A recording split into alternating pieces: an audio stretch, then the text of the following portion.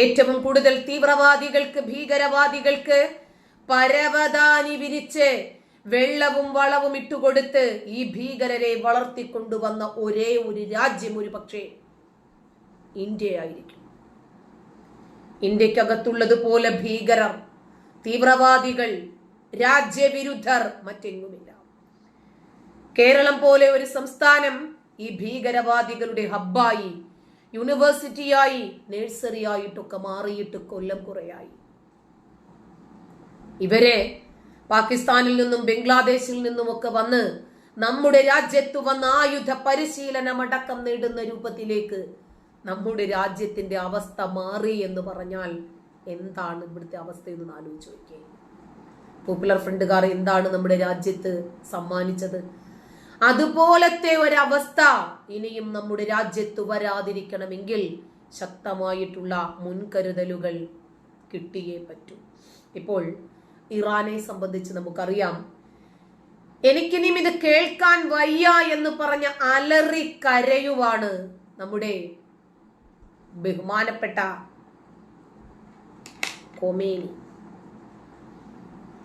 Khomeini ചത്തതിനൊക്കുമേ ജീവിച്ചിരിക്കലും എന്ന അവസ്ഥയാണ്. കഴിഞ്ഞ ദിവസം ട്രംപ് ചെറിയൊരു ഓലപ്പടക്കം ഒന്ന് പൊട്ടിച്ചു. ട്രംപിനെ സംബന്ധിച്ചിടത്തോളം അത് ഓലപ്പടക്കമാണ്. എന്നിട്ട് ഇറാനിലെ ആണവ കേന്ദ്രങ്ങളിലേക്ക് US നടത്തിയ സൈനിക നടപടി തത്സമയം വീക്ഷിച്ചിരിക്കുകയായിരുന്നു പ്രസിഡന്റ് ഡൊണാൾഡ് ട്രംപും കൂട്ടരും. ലൈവായി കണ്ടു എന്താണ് സംഭവിക്കുന്നത് എന്ന ടെക്നോളജിയാണല്ലോ.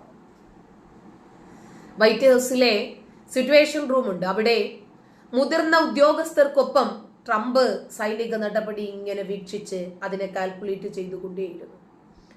മേക്ക് അമേരിക്ക ഗ്രേറ്റ് ഏഗേഷൻ, ഈ ഒരു തൊപ്പി ധരിച്ചിട്ടുള്ള ട്രംപിന്റെ വിവിധ ഫോട്ടോകൾ വൈറ്റ് ഹൗസ് പുറത്തുവിട്ടിട്ടുണ്ട്.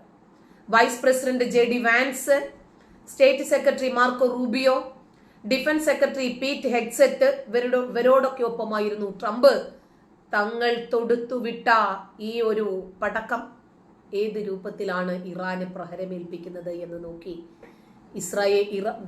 അമേരിക്ക ഇതിനേക്കാൾ വലുത് തരും, ക്ഷമിക്കണം, ഇതൊരു കൈനീട്ടം മാത്രമാണ്. നമ്മുടെ നാട്ടിൽ പറയില്ലേ നാട്ടയടി. അമേരിക്കയുടെ നടയടിയിൽ തന്നെ വിറങ്ങലിച്ചു പോയി ഇറാൻ. ബാക്കി പറയാനുണ്ടോ? ഒരുപാട് ആളുകളുമൊത്ത് സിറ്റുവേഷൻ റൂമിൽ ട്രംപ് ഇരിക്കുക. ആക്രമണ വിവരം സ്വന്തം സമൂഹ മാധ്യമ പ്ലാറ്റ്ഫോമായിട്ടുള്ള ട്രൂത്ത് വഴിയാണ് ട്രംപ് പുറത്തുവിട്ടത്. 1979 ശേഷം ആദ്യമായിട്ടാണ് US ഇറാന് നേരെ ഒരു ആക്രമണം നടത്തുന്നത്. സൈനിക സാഹചര്യങ്ങൾ നിരീക്ഷിക്കാനും നടപടികൾ നിർദ്ദേശിക്കാനും ഒത്തുകൂടുന്ന വൈറ്റ് ഹൗസിലെ റൂമാണ് സിറ്റുവേഷൻ റൂം എന്നറിയപ്പെടുന്നത്. ഒസാമ ബിൻ ലാദനെ വധിക്കാൻ US നടത്തിയ ആക്രമണം അന്നത്തെ പ്രസിഡന്റ് ആയിട്ടുള്ള ബറാക് ഒബാമയാണെന്ന് തോന്നുന്നു. അദ്ദേഹവും വീക്ഷിച്ചത് ഇതേ മുറിയിൽ ഇരുന്നിട്ടായിരുന്നു. ഒരിക്കൽ കൂടി കൊമേനിയെ വധിക്കാനുള്ള ഒരു സൗകര്യവും കൂടി US കിട്ടട്ടെ എന്ന് ആഗ്രഹിക്കുകയാണ്. JFK റൂം എന്നറിയപ്പെടുന്ന സിറ്റുവേഷൻ റൂമിലെ പ്രധാനപ്പെട്ട കോൺഫറൻസ് റൂമിലാണ് ട്രംപ് ആക്രമണം വീക്ഷിച്ചുകൊണ്ടിരുന്നത്. റൂം എന്ന് പറയാമെങ്കിലും 5000 ചതുരശ്ര അടി വിസ്തീർണമുള്ള ഓപ്പറേഷൻ സൂട്ടാണ് സിറ്റുവേഷൻ റൂം എന്നറിയപ്പെടുന്ന വൈറ്റ് ഹൗസിലെ പടിഞ്ഞാറൻ വിങ്ങിലുള്ള ഏറ്റവും താഴത്തെ നിലയിലാണ് ഇത് സ്ഥാപിച്ചിരിക്കുന്നത്. 3 സുരക്ഷിതമായിട്ടുള്ള കോൺഫറൻസ് റൂമുകളും ഇതിനകത്തുണ്ട്. United state president, chief of staff, ദേശീയ സുരക്ഷാ ഉപദേഷ്ടാവ്, ഹോംലാൻഡ് സെക്യൂരിറ്റി ഉപദേഷ്ടാവ്, അതുപോലെ മറ്റു മുതിർന്ന ഒരുപാട് ഉദ്യോഗസ്ഥരോടൊപ്പം 130ഓളം ദേശീയ സുരക്ഷാ കൗൺസിലർ ജീവനക്കാരാണ് ഇത് നടത്തിക്കൊണ്ടിരിക്കുന്നത്. ലോകമെമ്പാടുമുള്ള US സേനകളുടെ കമാൻഡും നിയന്ത്രണവും നിലനിർത്തുന്നത് പ്രസിഡന്റിന് സുരക്ഷിതമായിട്ടുള്ള നൂതനവുമായിട്ടുള്ള ആശയവിനിമയ ഉപകരണങ്ങൾ അടക്കം ഈ റൂമിൽ സജ്ജീകരിച്ചിട്ടുണ്ട്. ഇപ്പോ 1898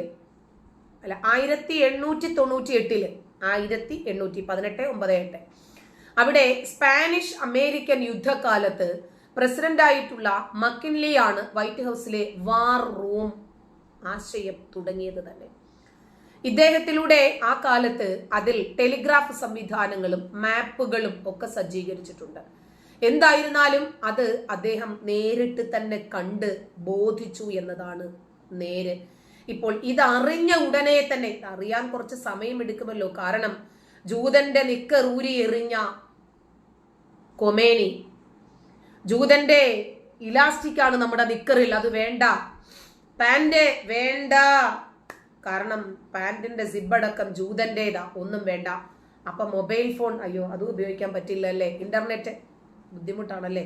അപ്പൊ ജൂതനെ വെറുക്കുന്ന നമ്മൾ തൽക്കാലം നമുക്കത് വേണ്ട അല്ലേ. ഒന്നുമല്ലെങ്കിൽ പൊട്ടന്മാരായിട്ടുള്ള അണികളെ വിശ്വസിപ്പിക്കാൻ വേണ്ടിയെങ്കിലും അത് കുറച്ചു നേരത്തേക്കെങ്കിലും ഒന്ന് വലിച്ചെറിയാൻ ഇദ്ദേഹം നിർബന്ധിതനായി. അപ്പോൾ ഇദ്ദേഹത്തിന് പെട്ടെന്ന് ഈ കാര്യങ്ങളൊന്നും അറിയാൻ വലിയ വശമുണ്ടായിരുന്നില്ല. നേരം വെളുപ്പിന് 2 മണിക്കൊക്കെ ആണല്ലോ ട്രംപ് പണി കൊടുക്കുന്നത്. അറിയാൻ ഒരല്പം വൈകിപ്പോയി. നേരം വെളുത്ത് ആരെങ്കിലും രഹസ്യ സങ്കേതത്തിലല്ലേ, ഭീരുവാണല്ലോ, ഒളിച്ചിരിക്കുവല്ലേ. അങ്ങനെ ഒളിച്ച് അദ്ദേഹം ഇരുന്നതിനിടയിലാണ്, എന്തായിരുന്നാലും ഇദ്ദേഹത്തെ അറിയിക്കാൻ വേണ്ടിയിട്ട് ഇദ്ദേഹത്തിന്റെ ചാരസംഘടനയിലെ ആളുകൾ എത്തി. കാര്യങ്ങൾ അവര് വ്യക്തമായിട്ട് പറഞ്ഞു. മുഴുവനും കേൾക്കാൻ ഇദ്ദേഹത്തിന് സാധിക്കാതെ ഇദ്ദേഹം അലറിക്കരയുവാണ്. ഇദ്ദേഹത്തിനെ കൊണ്ട് അത് ഒരിക്കലും കേൾക്കാനോ അത് മനസ്സിലാക്കാനോ സാധിക്കുമെന്നല്ല. ഒരിക്കലും അമേരിക്ക ഇത് ചെയ്യുമെന്ന് അദ്ദേഹം പ്രതീക്ഷിച്ചിട്ടേ ഉണ്ടായിരുന്നില്ല.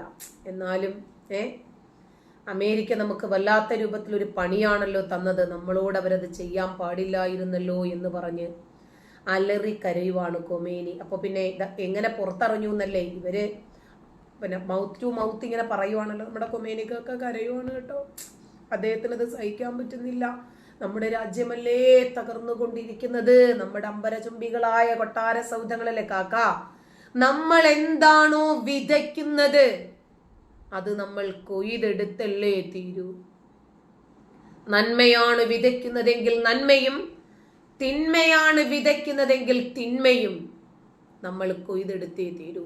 ഒരുപാട് ഭീകരവാദ പ്രസ്ഥാനങ്ങളെ ഉണ്ടാക്കി, സംഘടനകളെ ഉണ്ടാക്കി, അവർക്ക് വേണ്ടുന്ന പണവും ആയുധ ബലവുമൊക്കെ നൽകി എല്ലാ രൂപത്തിലും ഈ തീവ്ര സംഘടനകളെ വളർത്തിക്കൊണ്ടുവന്നപ്പോൾ അവര് നമ്മളെ കൂടി ഒരിക്കൽ വിഴുങ്ങും എന്ന് കാക്ക സ്വപ്നത്തിൽ ചിന്തിച്ചിട്ടില്ല കേട്ടോ.